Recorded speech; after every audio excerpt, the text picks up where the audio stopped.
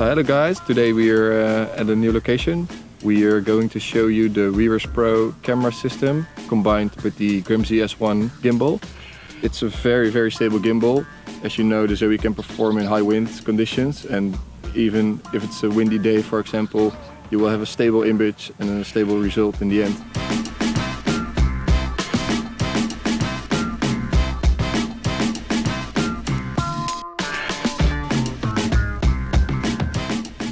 So we're ready to go up in the air. I'm using the George cam system. It's with a 7-inch, really bright 1200 nit screen. On the screen it's an integrated HD link, so it's very compact. Everything is powered from the George. The pilot is also using the George.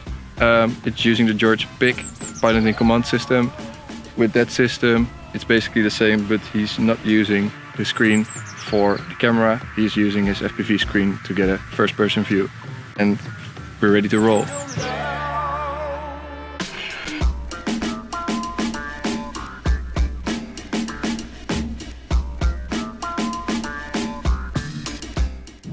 The advantages of the Workswell Wiris Pro is that we can control the camera from the ground. We have control all the features.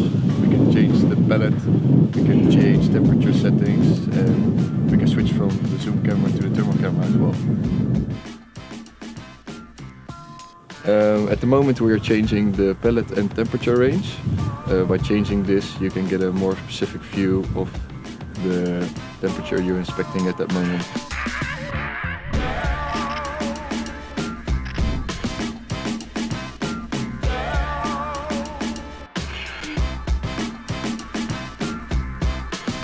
The Workswell Wiris Pro does show you the temperature points on the screen lifetime.